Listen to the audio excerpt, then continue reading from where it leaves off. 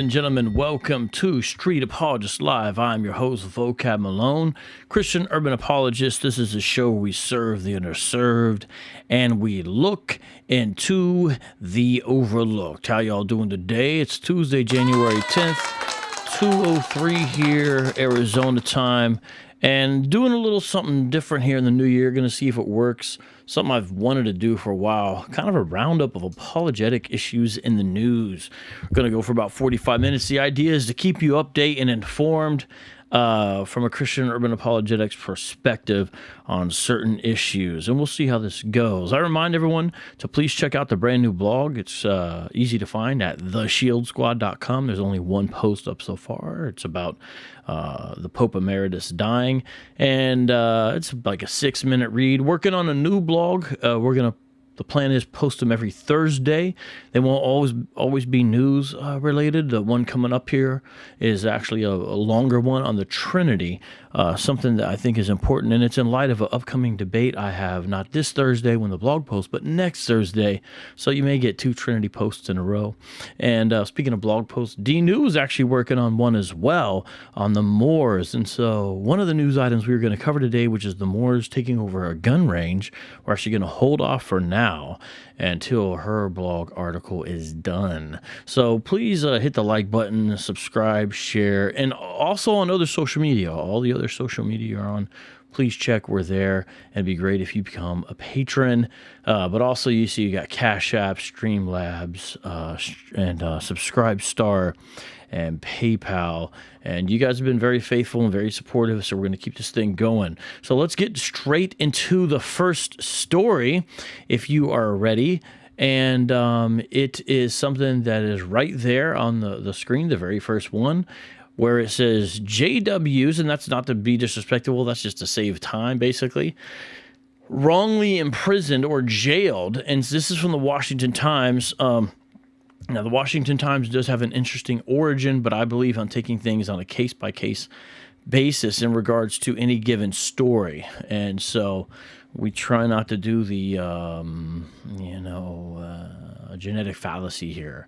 And so, because the Washington Times in its past has some association with the Sun Young Moon folks, is my basic understanding.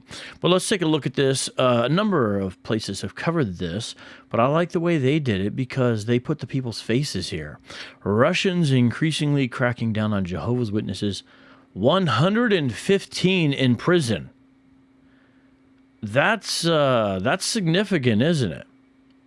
That's significant. The Jehovah's Witnesses are pretty diverse, and definitely global. Not Christianity proper, but sometimes considered a cult of Christianity. Not a Christian cult, but a cult of Christianity is the way usually it's best described.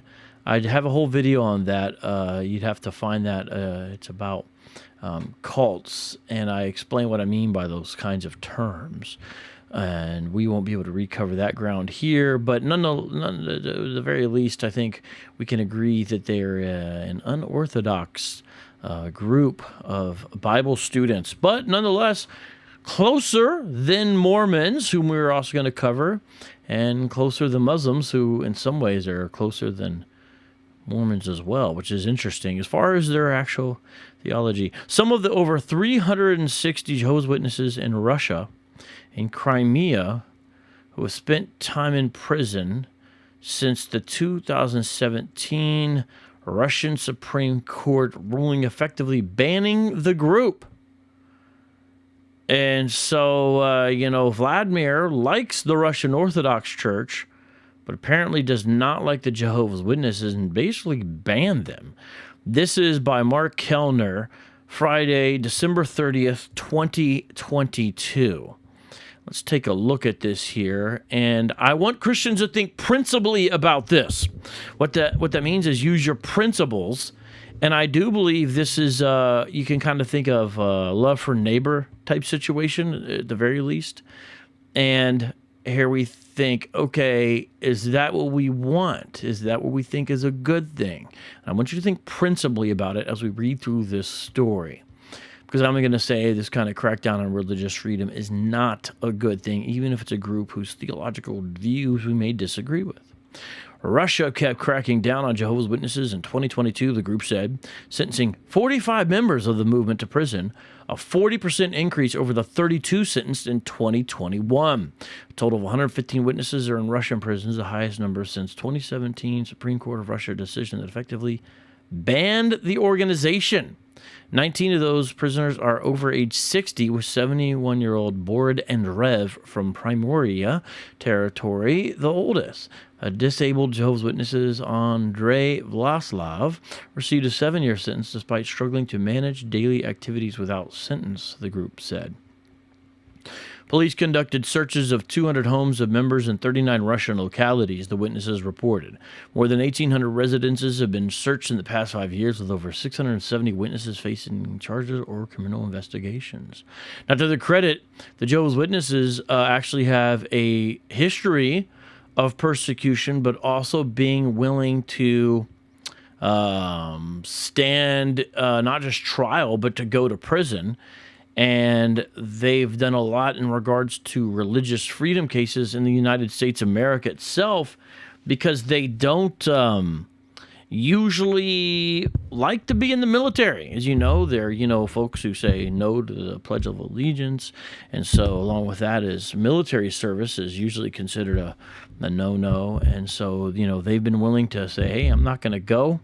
And it's very interesting. And by the way, it is true that evangelicals have not fared that well under Vladimir's Russia, but I'm not sure if it's worse than it was before. In fact, I'm pretty much sure no, it wasn't, because before it was worse. For 100 years or so, Russia was basically atheistic, and you would get rewarded for telling on your neighbors and your parents and your family members and everything else if they were Bible-believing Christians. In fact, even if they were Russian Orthodox a lot of times. Now, Vladimir really likes the Russian Orthodox Church, okay? And so that's changed for them. But I think Jehovah's Witnesses are getting it a lot worse, as we can see here. Okay. The trials and imprisonment continue despite a June 7th ruling by the European Court of Human Rights that ordered Russia to end its ban on Jehovah's Witnesses. I mean, I appreciate the gesture, don't you? But isn't it kind of like, yeah, Vladimir is going to listen to you.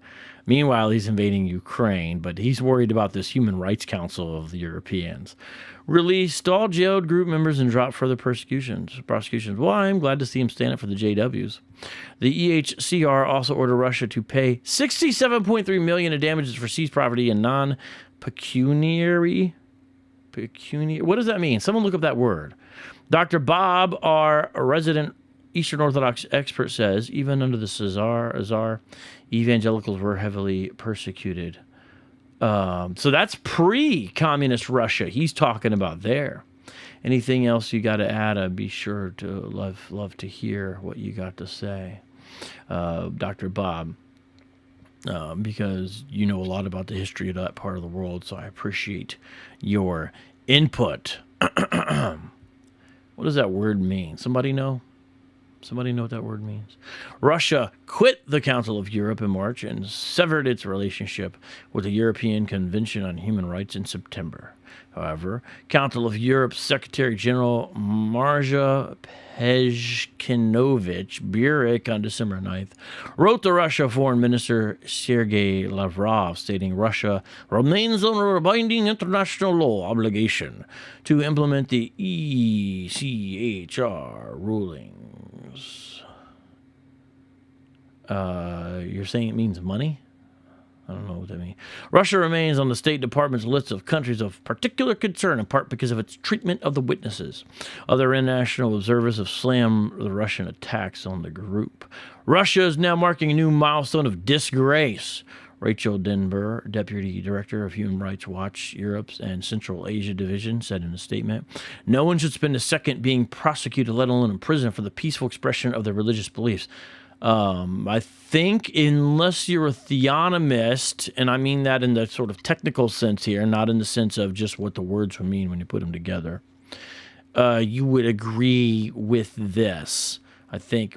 Or if you hold the Sharia law, as well. I think this is basically right. Oh, okay. Thank you. Appreciate it. Thank you for looking it up, Seeley. Non-pecuniary, not consisting of money. Fascinating. Okay. So Scott knew. Okay. Well, we got some smart people. Dr. Bob Schaff stated that Protestants had more freedom to evangelize under the Ottoman Sultan than the Russian Orthodox Tsar. Fascinating. Fascinating. Fascinating. Schaff is the Philip Schaff, the church historian, by the way, in case you're wondering there. All right, let's continue on. I'll leave his comments on the screen here for you to be able to see. Members of the U.S. Commission on International Religious Freedom have noted the situation of the witnesses in Russia, with Commissioner Sharon Kleinbaum saying there is no possible justification for their imprisonment. This year, Russia has continued its inexplicable and expanding persecution of Jehovah's Witnesses, with more witnesses than ever behind bars and facing long prison sentences for the mere practice of their beliefs, Ms. Kleinbaum said. The Russian government must end its practice of falsely labeling religious groups extremists and prevent freedom of religion or belief for all. Now, our government, to a certain extent, has done this with certain groups, and sometimes they're folks on the Christian side that should not be labeled as such. This has come out. Sometimes the DOJ doing some shady stuff, and sometimes you got to wonder if it is a harbinger towards greater hostility, and I kind of think that it may be.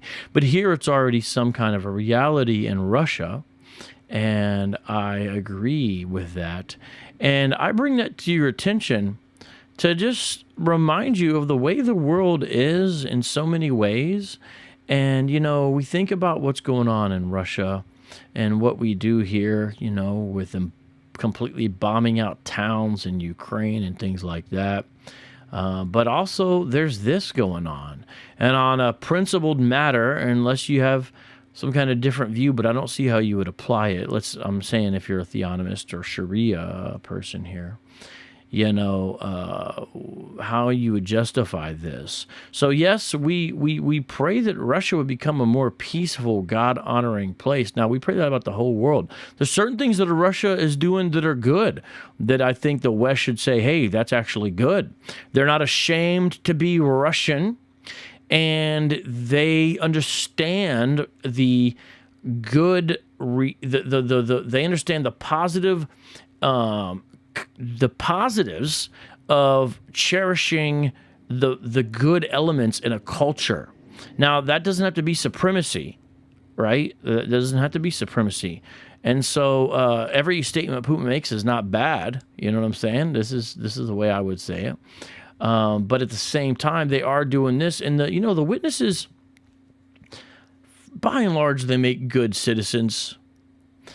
Yeah, they're not going to join in your military, but, they're going to pay their taxes, and they're not going to bother anybody except maybe knock on your door.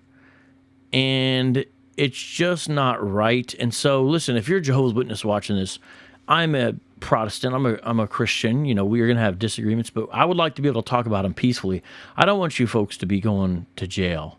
Now, ultimately, the freedom that I'm concerned about is spiritual freedom, and we view people under the teaching of the Watchtower to be in bondage by false religious teaching. So that's our primary concern. But I don't say that as a slight. I'm just stating my honest fact and reality, what I believe is true. And let me just say that we don't want this to be the case. Just like with Brittany Griner, that was wrong. That was messed up. A lot of stuff in the world, we could do this in all kinds of places. But this caught my attention as I was looking into stuff about Jehovah's Witnesses. But I also saw this. On to our next story. And the way I got it is it's lined up here. We've covered the JW's unfairly jailed, but apparently there was somewhat of people are pretty familiar with some of the sex abuse situations that's happened at the Roman Catholic Church. And now with some of the Southern Baptist things and some of the evangelicals, some of the bigger Christian denominations, some problems as well. Okay, that's been... I was not as aware the Jehovah's Witnesses, according to this, apparently had some issues or challenges of their own as well. So let's take a look at this here, this next story. Now, this is an op-ed. It's in the Philadelphia Inquirer, but it's recent based upon some other stuff that's happened, okay? So op-eds, it's an editorial, an opinion piece. It's by the editorial board of the Philadelphia Inquirer from January 3rd, 2023. And listen, if you're Jehovah's Witness, I would love to hear your voice and comment on this, but we are going to cover it. So let's look into this here. And let me switch. Okay, maybe that'll work. Philadelphia Inquirer. Jehovah's Witnesses abuse scandal was a reminder to end cover-up culture, editorial. A disturbing pattern of denial. Now, this is going to probably have a slant on it, okay, from what I've already seen. I haven't read every word, but I know the basic gist of the article. But let's go through this and see what we can see. A disturbing pattern of denial and concealment emerges across sexual abuse scandals that rock secular and religious organizations. So at least they, said both, not just, Christian or religious, right? Bringing the abuse to light is a critical first step. That's true, and it seems like the Southern Baptists are taking their issues seriously and doing a good job from what I can tell. The Jehovah's Witnesses World Headquarters in Warwick, New York. Records of sexual abuse by members of the religious denomination are coming to light as part of a Pennsylvania grand jury investigation led by the state attorney general's office, Tim Tye. Now, I could see the witnesses saying, they're coming after us, but the question is it true? Is it true? Well, the truth will come out eventually. Their headquarters used to be in Brooklyn. Christopher Wallace Biggie, his mom was a faithful Jehovah's Witness, and, it was a big thing there in Brooklyn for a long time. But I guess they've moved to Warwick, New York. Where exactly is Warwick? Somebody tell me. Somebody tell me where Warwick, New York is in relationship to other major cities. Locked inside the Jehovah's Witnesses World Headquarters are secret files detailing sexual abuse by members of the religious denomination. Some of those files are slowly coming to light thanks to a grand jury investigation by State Attorney General Josh Shapiro's office that was spurred by the Inquirer. Got to pat themselves on the back, but hey, if they did it, right? With Shapiro scheduled to be sworn in as Pennsylvania's 48th governor on January 17th, hopefully the investigation will continue at full steam. Shapiro has been fearless in taking on influential religious institutions, starting with the 2018 grand jury report of the Roman Catholic Church that detailed decades of sexual abuse by more than 300 priests in Pennsylvania. Now they got a little separate article here. Read more. Brother Hill's addiction. Secret records show Jehovah's Witnesses tolerated abuse. The Catholic Church has faced... Hey, I'm going to keep on reading. Gerard Perry says they have so much valuable property. It's interesting you would mention that. I'm actually going to bring that up in a second if I get a chance to cover that story. We will see about that. I might try to. So keep that in mind. Keep that in mind. Let's find out here. Catholic Church has faced perhaps the most intense scrutiny for the widespread sexual abuse across the country, around the world, and leading straight to the Vatican. But in the 20 years since the abuse and systematic cover-ups were first uncovered, it is painfully clear that the Catholic Church doesn't hold a monopoly on these horrific crimes.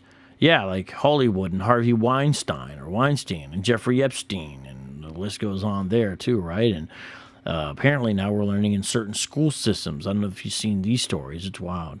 Gerard Perry says it's in Orange County, upstate, around 2 hours or so from Manhattan. I mean, 50 miles northwest of New York City. Okay. Well, what, is it closest to New York City? So it looks like they left. What does anyone know also? Can you guys figure out what happened to that old Brooklyn property where the headquarters used to be in Brooklyn? What is there now? Did they actually sell the building? Someone let me know. Hey, shout out to my paisan, Tony Tabano in the building. You always get the love, bro. Just for being Siciliano. Let's see here. Similar sex abuse scandals have recently rocked other religious organizations. The Justice Department is investigating the Southern Baptist Convention.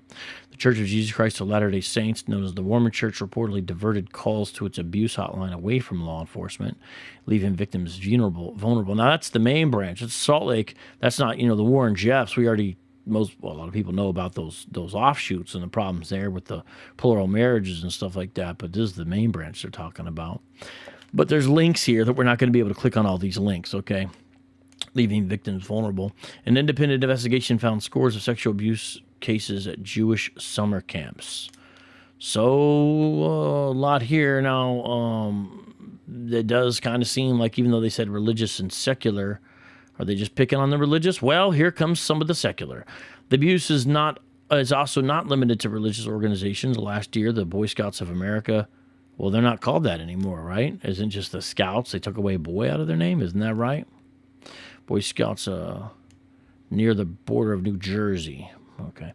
Boy Scouts of America agreed to pay $850 million to settle sexual abuse cases involving 60,000 men. This sketching and stretching back decades. It's really shocking. Kids are so, this stuff's hard to read. USA Gymnastics and the United States Olympics and Paralympic Committee agreed to pay $380 million to hundreds of female gymnasts who said they were abused by a former team doctor of the national gymnastics team. Man, this is like really bringing back all kinds of memories of when I was reading these things and seeing these things, and it is troubling when you put this all together. My goodness, kids, man, our society's all messed up. Seriously, with the way it looks and treats kids. Yeah, I don't want to get on my, soapbox, but how can you not at the same time, right? Well, each case is different. There are troubling parallels. A person in authority uses their position to take advantage of vulnerable children, teens, or in some cases adults. When the sexual abuse is brought to the attention of those in charge, there's an effort to cover it up, deny wrongdoing, and discredit the accuser. In the case of the Jehovah's Witnesses, the Inquirer first documented a pattern of secrecy surrounding abuse allegations in 2018. From there, the Attorney General's office launched an investigation. Read more. For Jehovah's Witnesses, an insular culture and archaic rules have created a recipe for child abuse. In October, 4 Jehovah's Witnesses were charged with sexual abuse of 19 people who were all minors, including some victims who were relatives. Perhaps just as disturbing, the investigation found witnesses' leaders were aware of the abuse but did nothing. In one instance, one of the men charged in October confessed to a committee of witness elders that he had affairs with at least 9 children in 1998. My goodness, affairs? Oh, this is gross. In 1998, these people are adults now. Imagine the trauma. The confession was part of the secret files maintained at the Jehovah's Witnesses headquarters outside of New York City. But rather than report the abuse to law enforcement authorities, the witnesses' leaders tried to cover it up while the sexual predator remained in their midst. That has been part of the Jehovah's Witnesses playbook going back decades. The Inquirer obtained a 1989 memo that instructed elders not to cooperate if police ever showed up with a search warrant. A 1997 memo advised elders not to tell congregations about any known sexual predators, leaving parents unaware and children vulnerable. Now, I've actually got the yearbook of Jehovah's Witnesses from '89. They put out a yearbook every year, unless they've stopped this practice. And it'll have, different little things about what they're doing that year and stuff like that. And, they'll talk about their progress and stuff. And I went to a library one time, and you could even check out one of these. You could even check out these yearbooks. Now, this is one that was given to me, so I own this one now. But I actually own the 1989 yearbook of the Jehovah's Witnesses, and it's just like their history for that year. So it's very, very interesting. Now, I'm not trying to be funny, but I can bet you that was not in here. The organization issued a statement in 2020 that said any suggestion that Jehovah's Witnesses foster or enable abuse is false. Similar denials have been issued by other religious organizations before. Those with any information about abuse would be wise to try a higher authority. Huh. Well, that's an interesting way to put it, isn't it? Try a higher authority and call the Attorney General Special Hotline at 888-538-8541. So, that is a new article. You see the date on there. And, sometimes in the case of looking up stuff or searching one thing, another thing, pops in. And so that's what's going on here. Now, let me look at a couple of your comments here. Let's see here. Gerard Perry says apparently he's a New Yorker, so, he knows himself. They turned the former site into a multi-use campus, public gardens, among other things, but that was pre-lockdown. So it still is their property. It's just not their world headquarters. Is that what I'm getting out of that? Sorry, I'm trying to reset this thing here. Sounds like it's still theirs. Yeah. Da, da, da, da, da, da, da. All right. Okay. Let's. I have another Jehovah's Witness story. It's not on the list, but you guys want to cover it? Let's cover this real quick. I think we can manage to do this one. This is only 1 minute and 40 seconds. This is from News 12, and you're gonna see. This is from December 8th, 2022. This is also Jehovah's Witnesses related. What you're going to see is they are starting a new 249-acre property, and they're going to have production studios here. The Jehovah's Witnesses, because sometimes people kind of think, like, are they, like, gone? Well, they're not gone. Just give me a second. It's giving me problems. Wait, my screen just disappeared. Are you guys still with me? What in the world? Come on, man. Just a second, 40 people. By the way, I saw somebody mention, hey, Vocab was a freestyle debt. All right, I see you. Okay, I'll see you. I got you. Okay, here we come back. Let's bring this up. I got the little video. I'm going to play this. Okay, you guys ready? Check this out. Jehovah's Witnesses World Headquarters is doubling its size. News 12's Darius Radzius has more on this story. If they build it, they will produce. Where we're standing here down below would be the 230,000 square foot AV production studios there. Matthew Mordecki with Jehovah's Witnesses gave me a tour of their 249-acre wooded property to show me where they're planning to build their massive production studios. It'll consolidate our other studios that we have around New York, and it'll have 6 state-of-the-art audio and video production studios on site, as well as the residents that will be there to work in those facilities. Located off Sterling Mine Road, he says this will be one of its largest facilities. We have our world headquarters just down the road 3 minutes from here. That's at about 1.5 million square feet. This is about 1.7 million square feet. Mordecki says the campus will be environmentally friendly, producing a lot of its own energy. We also have things like geothermal wells that will help with our energy solution. We'll have a full solar field here that will feed battery backup, and we'll have our own microgrid on site. People who work at the studios will also be able to live on campus in the residences that will also be built, along with fitness and dining facilities. The public will also be able to get a peek at their work. That same education work that's being produced here can also be reviewed at a visitor center. In Sloatsburg, Darius Radzius, News 12. Planning for the project started back in 2019, and they hope to have it finished by 2026. Orange County District Attorney Dave Hoovler is calling on state lawmakers to... How many roads? Too many signs, I can't read them. My bad.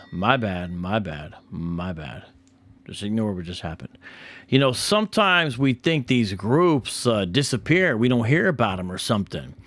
But there's a lot going on. I focus on Hebrew Israelism, and so if you guys follow my channel on that, you're somewhat up to date on that. If you follow Robert Spencer, David Wood, Christian Prince, different folks like that deal a lot with Islam, then you're more up to date on that stuff. And there's always something in the news regarding that because it is a global religion. There's all these things all the time.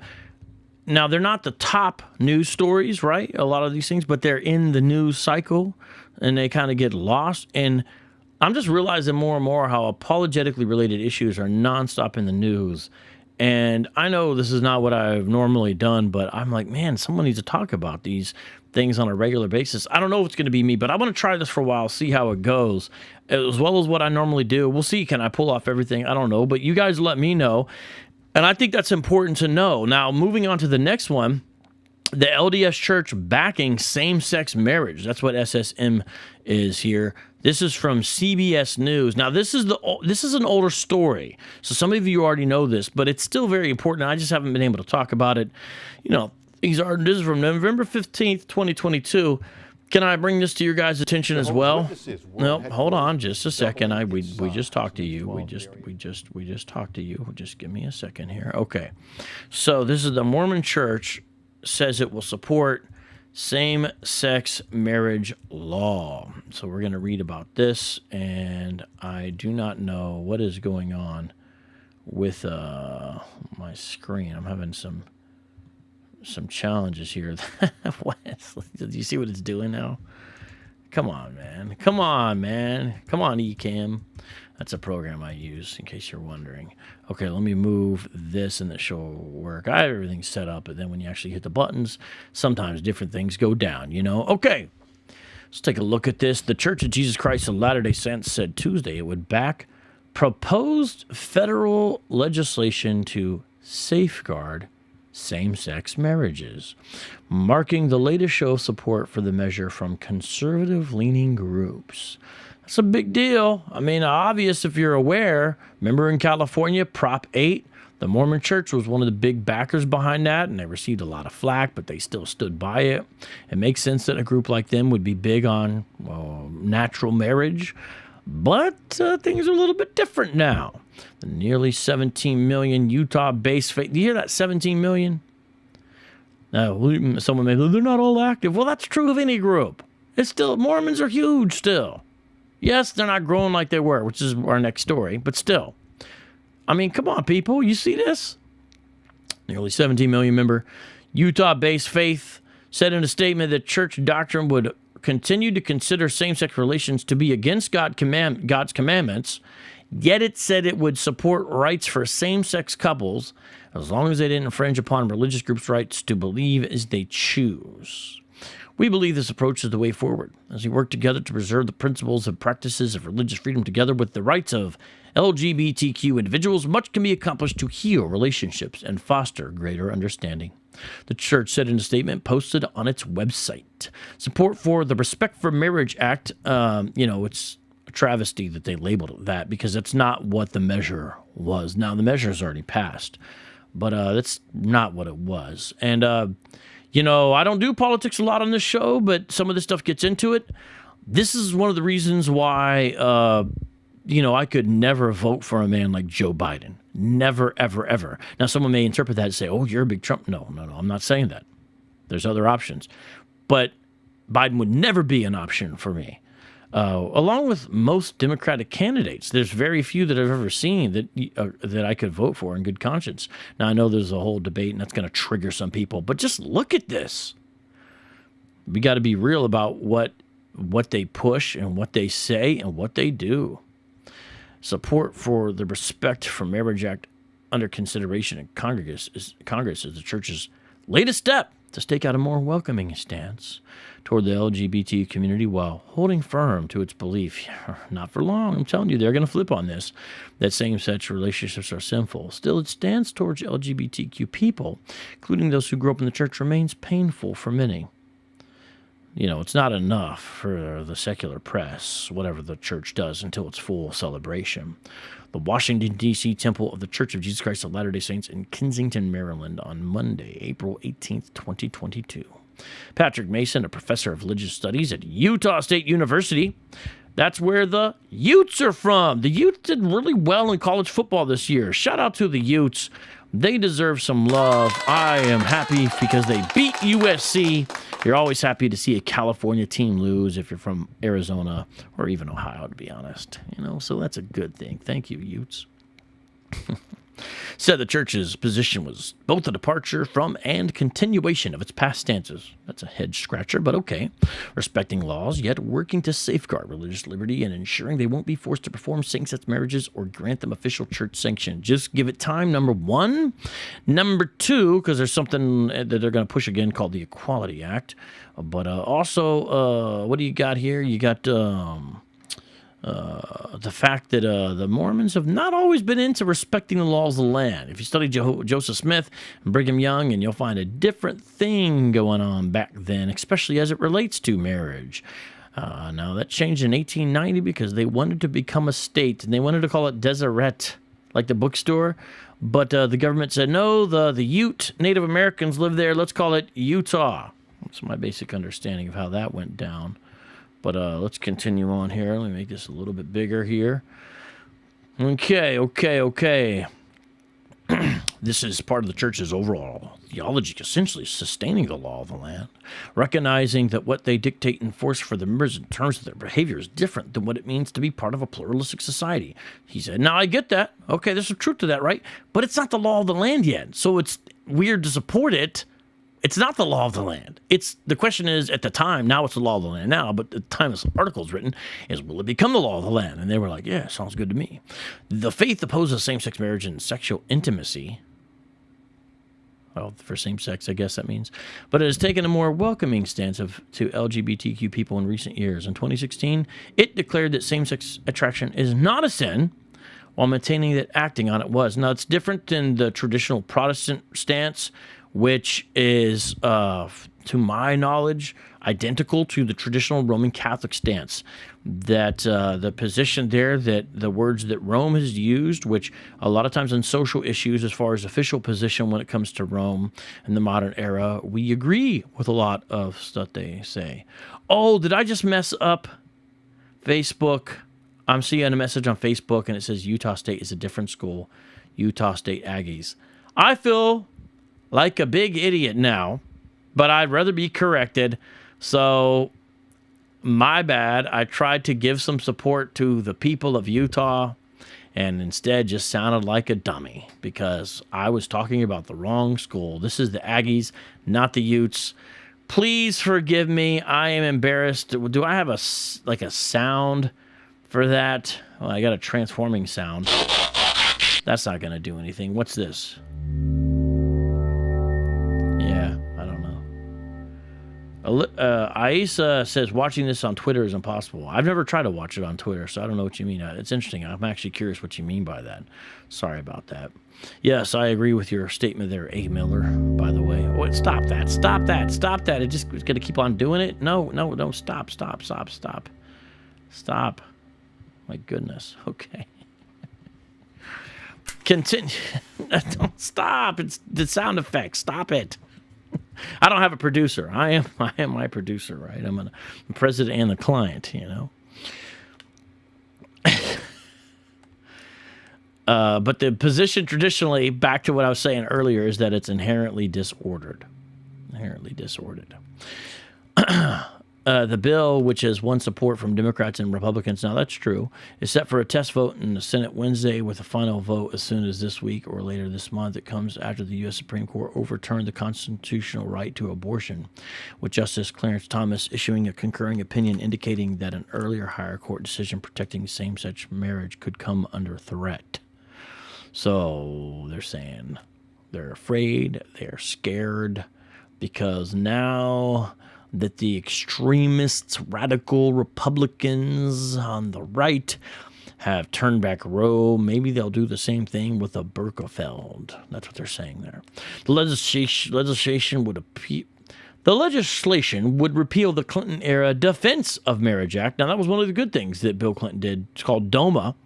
And that's one of the things that we can actually, it's one of these rare times we can give applause to President Bill Clinton. Believe it or not, ladies and gentlemen, and require states to recognize all marriages that were legal where they were performed. It would also protect interracial marriages. This is just thrown in there as a canard. This is not a real threat. It's trying to equate to two things. I just want everyone to understand that, because I hope it's obvious that no Christian or person of good conscience, for that matter, should be opposed to that. Unless you're that one guy. What was that one guy debated Southern Israelite? He's opposed to it. You can't marry a white lady if you're in his group and you're not Nordic or whatever. Remember that? That was wild. No, I debated him. Check out that debate. It says vocab versus supremacist or something like that. It would also protect interracial marriages by requiring states to recognize legal marriages regardless of race, sex, ethnicity, or national origin. It makes clear that the rights of private individuals and businesses wouldn't be affected. Utah's 4 congressmen, who are all members of the church, each voiced support for the legislation earlier this year. People gathered to watch large television screen at City Hall prior to the California Supreme Court hearing on same-sex marriage in San Francisco on March 5th, 2009. The church's public stance is a stark contrast from 14 years ago when its members were among the largest campaign contributors in support of California's Prop 8, which defined marriages between a man and a woman in response to cities such as San Francisco granting marriage licenses to same-sex couples. That's what Gavin Newsom was doing. Remember that? Gavin Newsom was on the cutting edge of the left at the time. Now he's almost not. His party's moved so far to the left. Now he's the governor of California, but that was Gavin Newsom doing that. Troy Williams, the executive director of Equality Utah, said it was thrilling to see the church part of the coalition in support of the legislation. Despite differences we may have, we can always discover common ground on laws to support the strengthening of all families. Yeah, because SSM strengthens families. Not. Williams, who grew up a church member, said the faith opposes laws that would make it illegal for churches to not allow same-sex couples to marry on their property. But it has supported state-based efforts to pass laws that prohibit employment and housing discrimination as long as they clarify respect for religious freedom. The Respect for Marriage Act neither fully codifies the U.S. Supreme Court decision that enshrined a federal right to same-sex marriage, nor details all religious liberty concerns of those who object to it. Faith groups see it as a vehicle for passing religious liberty protections that they haven't been able to in the past, said Tim Schultz, the president of the First Amendment Partnership. Schultz's organization is advocating for religious liberty on behalf of a coalition concerned with that subject, a coalition that includes the Church of Jesus Christ of Latter-day Saints. Same-sex marriage has achieved broad appeal in our culture in significant part because it hasn't trampled on people who believe in traditional marriage. I'm not sure if he's really been keeping up with the news there, but okay. Okay, shout out to the live chat. Much love. I just want to thank you guys for all the support that we get year after year from you guys, and I believe that this year is going to be no exception. Thank you, D. New, for dropping that in the live chat. I'm actually going to pin that. I'm supposed to pin a comment, actually, every single show, and I frequently forget. Someone needs to remind me. I need to make use of that feature. It's my fault. I can't really blame you. But D. New, I'm going to pin that since I did mention that. And I know we're talking about a lot going on, but let's keep on going on, which is, even though the LDS Church is big, but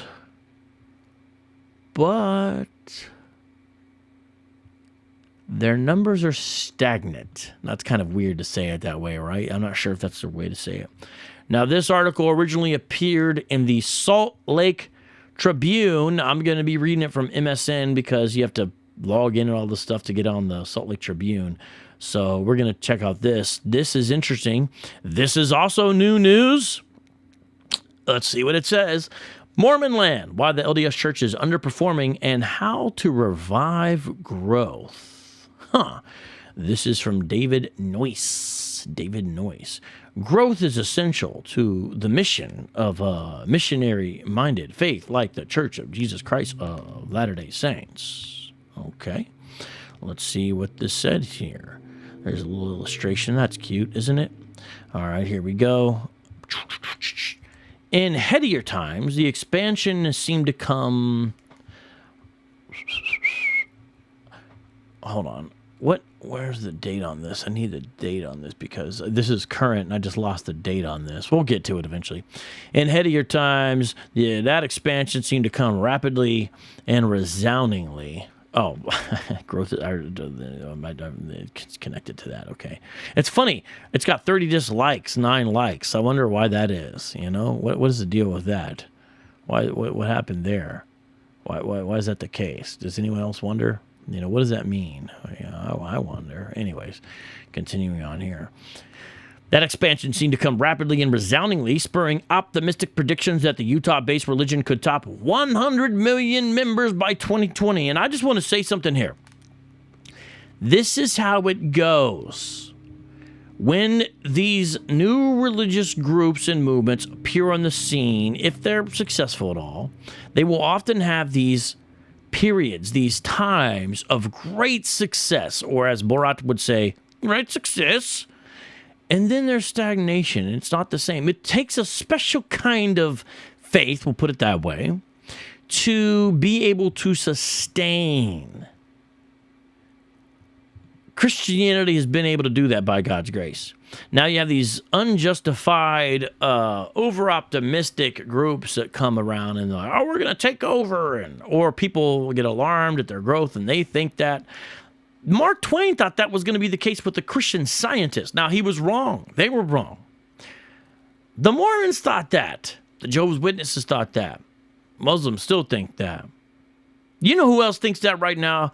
The Hebrew Israelites. They think this about themselves. They don't know they've got a limited shelf life, especially in America. And by that, what I mean is they'll shrink as the Christian church shrinks. They think they're doing something separate from us, but they're not, because their growth is parasitic. So as church membership decreases in the West, especially in America, they're going to have less of a pool to draw from. They're going to have to go overseas more, and to do that, they're going to have to morph and change. And I don't think it's going to work the same, because it's a very USA-based type of religion, straight up. You'll see. They've got about 20 more years, though, of growth. That's my prediction. That's me putting on my prophet beanie. Right now it's a Puma beanie. But for real, I think it's important to put this in context. We've seen what's happened before, okay? So let me come back to that. Read that line again and think about other groups that are on the rise currently. That didn't happen, of course. In recent years, the global faith of 16.8 million has grown by less than 1% annually, and in fact is shrinking in a number of regions. In the United States, over the past 2 years, for instance, 21 states saw Latter-day Saint membership decline. In the inaugural issue of the Journal of the Mormon Social Science Association, David Stewart, who's been studying Latter-day Saint growth trends for decades, explores why this era of expedited expansion may be at an end. On this week's show, the independent researcher discusses the slowdown and how the underperforming church could reverse it. And so there's you can look more into that if you would like. Now, that's a recent news article. Let's see. Shout out to Donovan Mitchell. That's my man right there. That's my man right there. Now, I lost track of what the date was on, but that's a new article. That's a new story as well. Now, listen, we're at our 45 minutes, guys. I've got to do some other stuff as far as news stories. I've actually got a number of other stories. But if you guys like this kind of thing, let me know in the comments, please, because I have some other stories I'm going to cover if we do this type of show again next week. Okay, so in the meantime, please subscribe to this channel and also across other social media, but also on the blog. And if you want more resources about this, I'm actually going to recommend a Mormon book here. It's called This Is My Doctrine, The Development of Mormon Theology, Charles Harrell. This is actually a Mormon book, but it lets you kind of know from their perspective the way their doctrine has developed, and it's a pretty good book. I have not went through the entire thing. Aaron Shafawalaf recommended this. Shout out to him.